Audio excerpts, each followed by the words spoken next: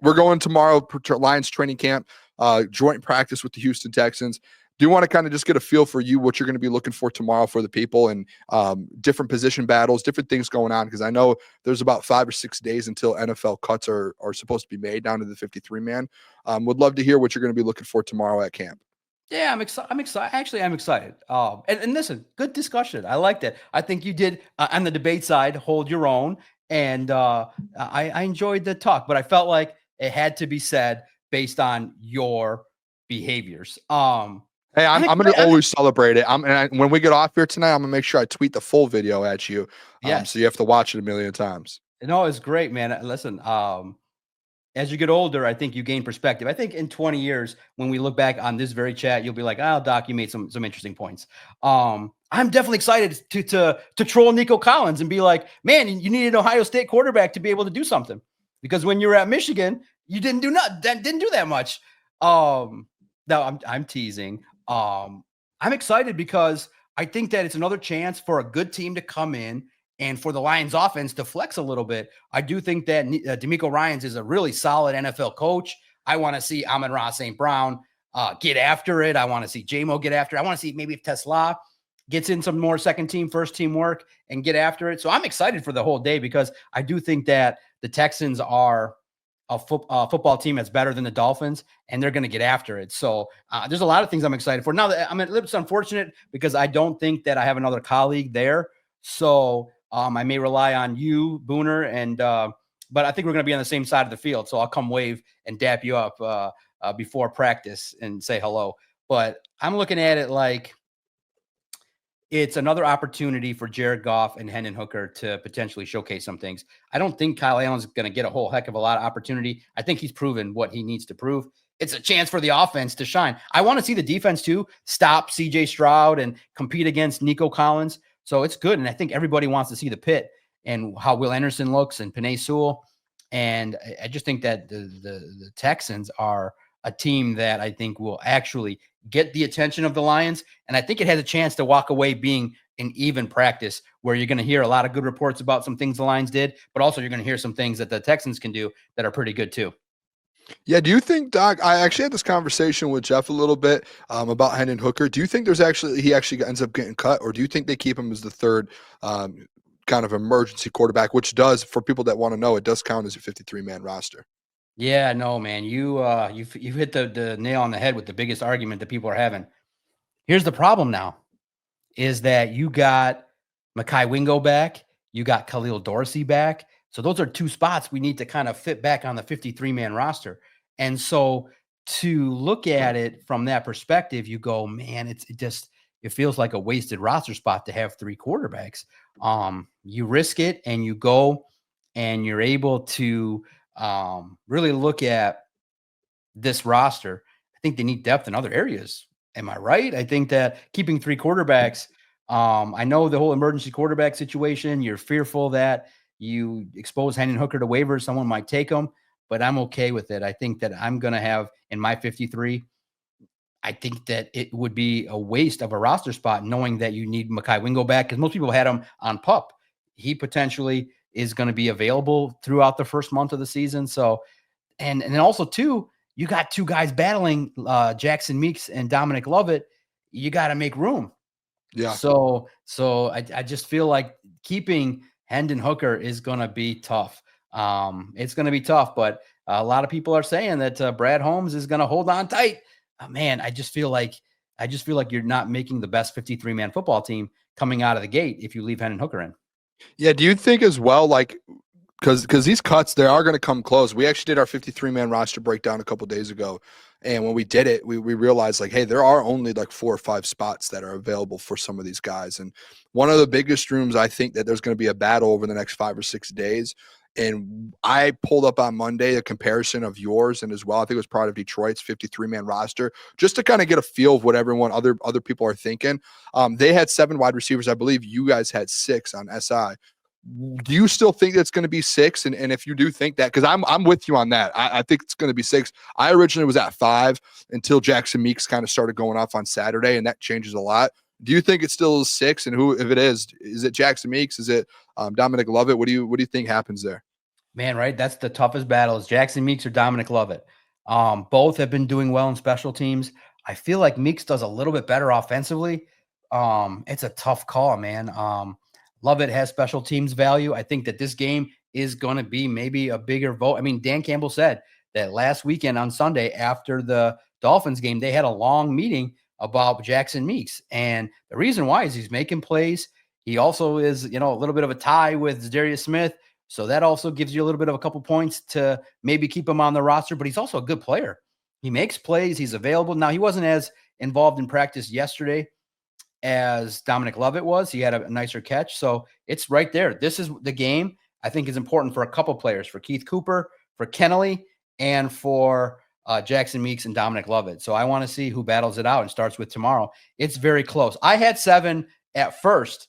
Yeah. Before the last one, I scaled it back down, and I think we're going to have to make a choice because you need more depth at maybe the offensive line, at cornerback, so maybe at safety. So I'm going to pick one, and what's going to be the determining factor is who plays better in this final preseason game. That will be my determining factor right now. Meeks is ever so close, has an edge over Lovett, but it could be something that Lovett could get after it with a good week this week. But right now, Jackson Meeks is a baller. He is, and he also got the 200. He got the 200K.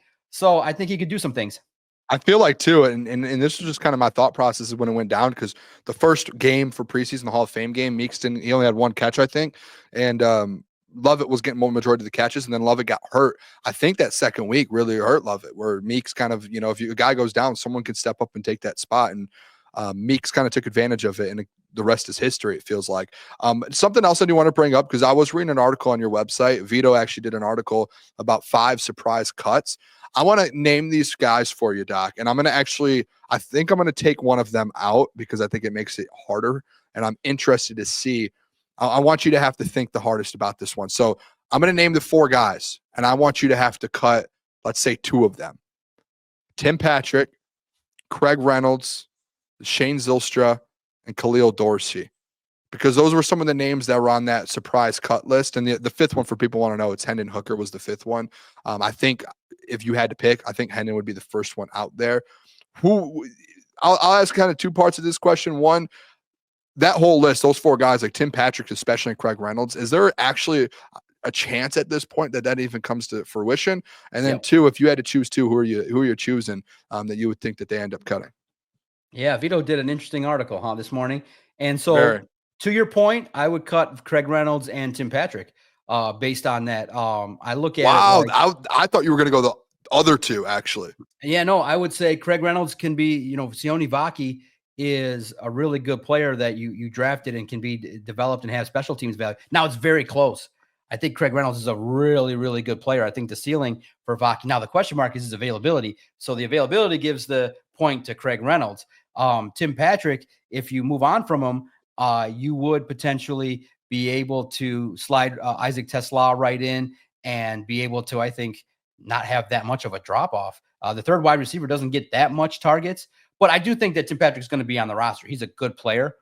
I do think that he's working his way back, but he's dealt with injuries. He hasn't had the best camp. He's been repping with the 3s and the 2s. And I think that, basically you got a younger, better, more athletic version of Tim Patrick in Isaac Tesla. But I think there's value once Tim Patrick kind of gets up to speed and is fully healthy. But at this point in time, that hasn't been the case. I like Tim Patrick. I think he's a really good asset. But I also, too, would, based on how the Lions shake out, I would add more depth potentially to the defensive backs room. And if you're going to add Zadarius Smith, that's another roster spot you got to look at. So it's a tough list, but I think that that's what I would look at. But I think what the Lions would do, it would be potentially off that list. It would be Craig Reynolds and Zylstra, because you have 2 tight ends. You have another one in Zach Horton that's been used as a fullback. And you might add others that come off the cut list. So it's a tough question. Very tough when you look at surprise cuts. But I don't know this year if there's going to be a real true surprise cut. I think the player that has a real uphill climb to make the roster right now is Broderick Martin. I just don't see him doing enough to warrant a spot. I think Lopez has jumped him on the depth chart. And I just see that there's going to be some tough battles. But I think they keep 3 tight ends. I think the Lions have loved to keep 3 tight ends, and Zylstra will be included. But if there are surprise cuts, you never know. It might be the decision between Craig Reynolds and Sione Vaki, because you might end up just keeping 3 running backs, but they could keep 4. So those are the fine decisions, because if you keep 4 running backs, you might have to skimp out on a defensive lineman or a reserve offensive lineman. And I'm more of a guy that leans towards keeping more players in the trenches. But that list is going to be fun to really make this week. It's going to be a challenge. Yeah, I definitely will. I do. You mentioned Zadarius Smith there. Where do you stand on this Zadarius Smith stuff? Obviously, the picture came out today. He's on vacation still. Do you think that there's still a chance, or is that just, hey, there's just at this point, it would just be kind of a cherry on top if somehow, some way he was still on this roster or gets on this roster? Yeah, it was weird the way my algorithm went this last time. I definitely saw when they broke up. I did not hear a whole heck of a lot when they got back together. It was like 1,000 messages about them breaking up, and then like 5 that they got back together. And I was like, okay, that's fine. That's another vote for Detroit. But what I tell you, it's boat season for Zadarius Smith. My goodness, he not only went overseas, he went to recently is now in the Caribbean. So he went to Africa and to the Caribbean. So that's a fun summer. And so I don't think he wants to come back. I did an interview last week, and someone said they thought he'd be in camp this week. I said, I would be surprised by that. There's more vacation time that Zadarius and Hefe and everybody wants to take. I think his vacation ends right around the time of, let's say, Tuesday, when the cuts are made and there's no more practices to be had. Zadarius Smith might have a chance. Maybe this Friday after the last practice. But here's the deal. Again, you wait for the cuts. You're Zadarius Smith. You wait for the last moment, and you then go back to the table and say, hey, this is the number we want. Hey, we might have got this number from the Browns or the Bills or the Packers. Are you willing to come anywhere close? Because I think that reasonable to assume that Zadarius has a contract offer with the Lions that has a lot of incentives. I've interrupted the video to tell you about the sponsor of today's video, Comer & Cross, and their one-day installation for concrete floor coatings, garages, basements, patios. They do it all. And I'm sure you're tired of staring at your crack-stained garage floor. Well, I have the answer for you. Comer & Cross, in their summer installation sale, they're offering 12 months same as cash or $500 in savings. Why put it off? You can contact the number, 248-834-3488. They transform patios, pool decks, basements, even driveways. They do it all. And the best part is they move the stuff out for you. They repair your cracks and pits before applying your stunning new floor, guaranteed. Comer & Cross concrete floors never chip, crack, or peel like epoxy or paint. Again, you could call the number, 248-834-3488, or you can book your free estimate at comercross.com. Let's get back to the video. Like, yeah, maybe we'll get you to 4 to 5 million, but you're going to need like double-digit sacks. You're going to need to be involved in 10 games. You're going to have a nice pressure rate, and you're going to have to do like 5, 6, 7, 8 things. Whereas he's looking like, hey, can I get a deal that's really guaranteed for a lot of it without having to earn it?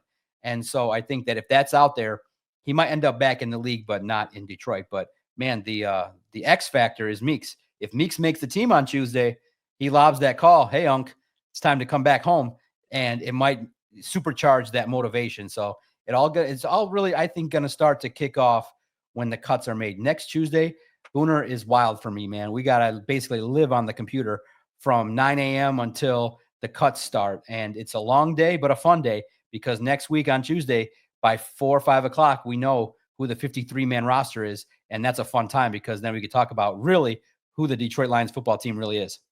Yeah, I'm excited actually to have that conversation. I'm pumped up next Tuesday, and then Wednesday we have you on the show, so we're gonna really have a good breakdown on that.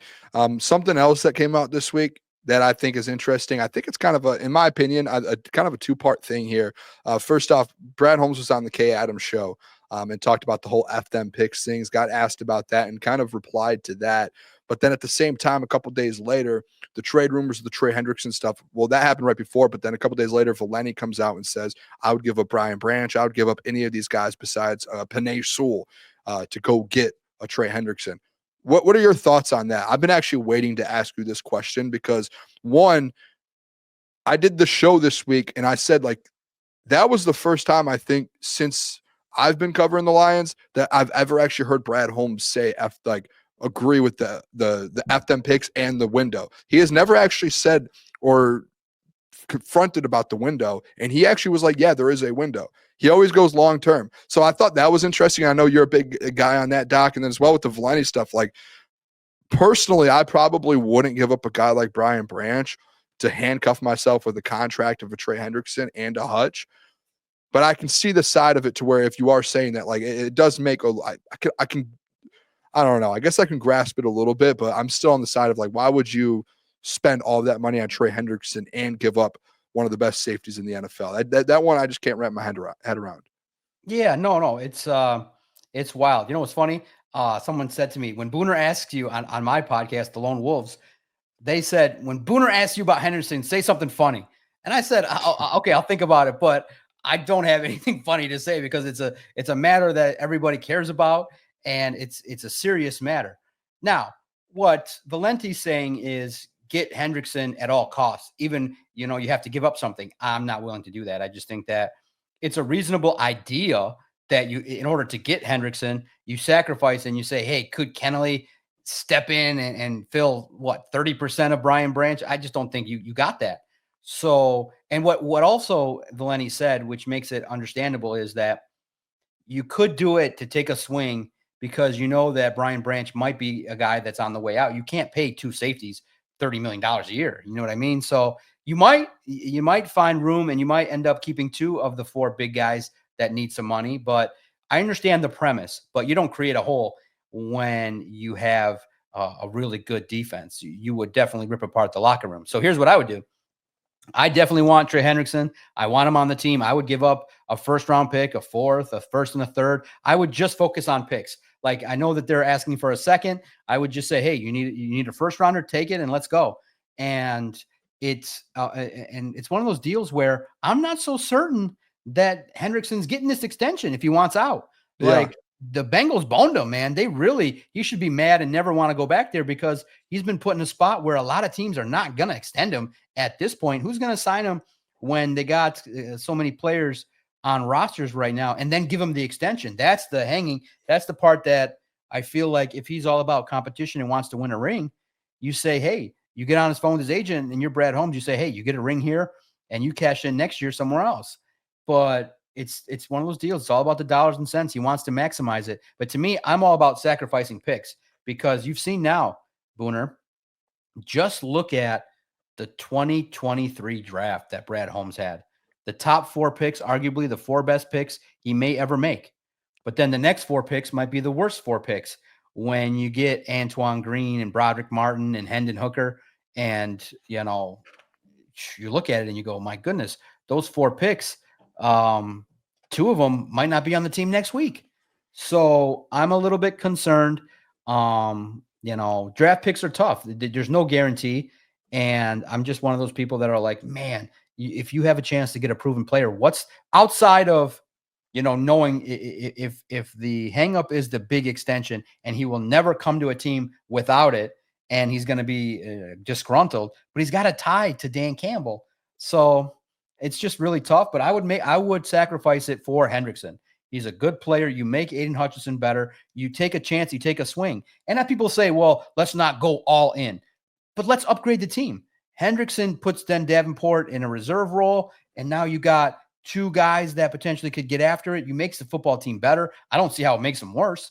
So I don't know how people would say, man, adding Hendrickson is a drawback because you have a big, huge opportunity this year. If you add Hendrickson, when you pull up that power rankings next week, the Lions will be at 1 or 2, and they'll be a Super Bowl favorite. So for people that are like, that go online and make videos and are like, adding Hendrickson is just out of the question. We would maybe win a Super Bowl and then stink for the next 4 years. No, they wouldn't. If they swung this year, I would give Brad Holmes his props. If it doesn't work out, okay, you regroup next year. Maybe it's a down year. But then just based on how Brad Holmes can maneuver, I feel comfortable that, he's around higher than average than most GMs at picking players. So I don't think that if Brad Holmes stays in Detroit, you're going to have a lull period for 5-6 years. You might have a 1 or 2 year dip, but then you get right back up and you get free agents and draft picks and you get the quarterback. I feel like Brad Holmes knows football and there's a system in place. So it's plug and play. So get as many good players as possible. I'm all for Hendrickson. I'm praying that they get an opportunity, that it falls in line, because you bookend Hutchinson and Trey Hendrickson, and the quarterbacks in the NFC North are going to be panicked forever. Yeah, I think you're spot on. It is. But listen, my thought process yesterday with Doc was just more so. I look at it as a package deal. If you bring Trey Hendrickson in, you're giving him the $40 million. It has to happen. And because he wants a deal. That's the reason this whole thing's happening. So it's like, would you rather pay $40 million, or would you rather, let's say, get Zadarius and keep Brian Branch and be free of that $40 million? I would pick the package of being free of the 40. Paying Zadarius, let's just give him 10, just so instead of having to pay a Trey 40, give him a little extra and keep Brian Branch, and you don't have to move on from one of the best players. You don't need that much. A little extra would be $6 million. He'll be happy. Don't worry. You don't have to overpay. You don't have Whatever to overpay it would be. Zadarius Smith. You don't have to overpay. Just take out the incentive part. Just give him a lot of guaranteed money. Yeah. He'll be happy. And so, I think that's a fair compromise. But Booner, I'm looking at the move that gives you the closer chance. Like Zadarius, okay, but there's still a question mark. He's above, he's older than Trey Hendrickson, and Hendrickson's coming off of 2 years pure talent of 17.5 sacks. I think this year is another one of those years where both Aiden and Trey Hendrickson could both get 17 sacks. So I just feel like that puts your defensive line in such a much better place. It makes Terry Arnold better, makes DJ Reed better. It puts your defense, I think, in top 5 status. And I think that if they all stay healthy with that offense, I would be inclined to say that team with Trey Hendrickson is a Super Bowl favorite from week 1 all the way until the playoffs. And they could win 13 games with that schedule. Hey, that's a lot of money, Doc. But I wouldn't give him the extension. I'm not giving him I don't think he would agree. I know it's hard, but I just don't think it's at that point. I don't think it's feasible. I don't think he would. Booner, would you do Jack Campbell? No, I wouldn't. I wouldn't give up any of them. I just think like, because I'm with you. Like and I actually have said this multiple times. The same with Micah and Trey. If they didn't want the extension and you could trade someone away and you bring them in, like you're going to have a chance to win a Super Bowl. You know what I mean? Like that the defense changes. But I think the caveat of it all, and this is where people who have this conversation, it's don't forget the reason this is happening is because they want to get paid, and they will get paid. And that's the reason they're going to get traded, is because they're going to trade them to a team that will pay them. So that's why I think like these conversations, like with Valeni being like, it's not like you're going to do what you would do it tomorrow. Okay, Valeni, like, are you signing that $40 million contract too? Like, let's not forget about that. So that's where I think people veer off, and you can have all these big takes, but let's have them a little more realistic, in my opinion. I just sticking with the edge too. Is there an update on Ahmed Hassanin? I know he had put up the Instagram post saying not needing surgery, but it's going to take time. With that not needing surgery, have you heard anything like in the grapevines that with no surgery, is that something he can get back this year? Or do you still feel like that they're going to throw him on the IR and let him sit for the year, get healthy, kind of develop, and then get back next season?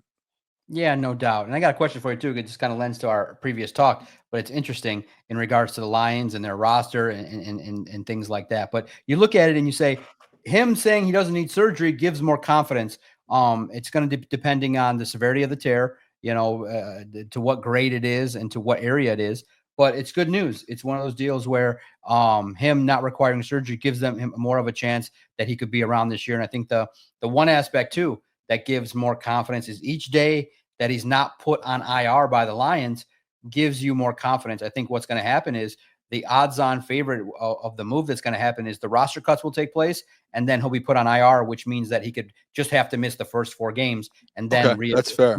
Reevaluate. So if he gets put on IR right now, his season's done. So the fact that didn't happen gives a lot more confidence. Dan Campbell would have said, when I asked Dan Campbell when he announced the news about Ahmed, I said, does it give you a chance? Does he have a chance to come back this year? And Dan said, I can't really answer that. I don't know. So that means they were still talking about it. And then Ahmed released the information. So that stuff was still being discussed. They knew the severity of the injury, and now they know that potentially he can heal. So I'm fully confident he can come back, but I don't think he's going to have as much impact He's going to miss the first, at least probably month of the season. He's got to come back and acclimate. And so by that point, I think that it's going to be something where you have to hope that in the second half of the year, he can get after it. But it's all about how he heals and when he comes back, how much force he can take. That hit was nasty, man. That offensive lineman pinned him to the ground. And we should be all thankful that it wasn't an injury that required a complete surgery. Yeah. So just to kind of confirm then, he's going to essentially, if they want to keep him back for the season is in that 4 games, he would make the 53 man and then IR. So as soon as he gets thrown on the IR and doesn't count on the 53. That's great. When you put someone on IR, he's on the team, but you have another spot. So that has to happen. When will that happen though? Like, will someone get Tuesday. Okay, that's good to know then. I didn't know if that's great to know. Okay, so that's a big time. Yeah, it's good because that's, from my understanding, I know it's complicated and stuff like that, but players on IR do not count on your 53-man roster, and you can still have another spot because what happens is when he comes off, then somebody else typically gets cut. That's kind of how it's always been. So he gets put on IR post 53-man though, so he can get those 4 games. Right. I just want to because okay. the timing is if anybody's put on reserve injured in training camp, their season's done. Like Dan Jackson and some of the others that you saw this year, they got put on during training camp. If it happens after, then you have a chance to just miss the first 4 games. Okay. It goes back to how it was. It's good to know. I know when it changed, people always got scared when they heard IR after training camp. They said, "Oh, the season's done." No, some of the guys that go on IR after training camp, it's just 4 games. Yeah, that was something, and I know after that, at least last year, we all learned a lot about the IR. When you get put on it a second time, then it's for the season. It's new IR. Yes, it's new IR too. So there are different rules to it, and especially too, like with training camp, we see it all the time. So I guess I would say I'm not reporting anything, but my feeling would be it's positive news because if it was negative news, if it was bad and he was going to be out for the season, he would have been put on IR by now. Yeah, absolutely. And like he said that he put out a hope statement that he can get after it. It's just going to depend on the severity and how he heals. So it's going to take time.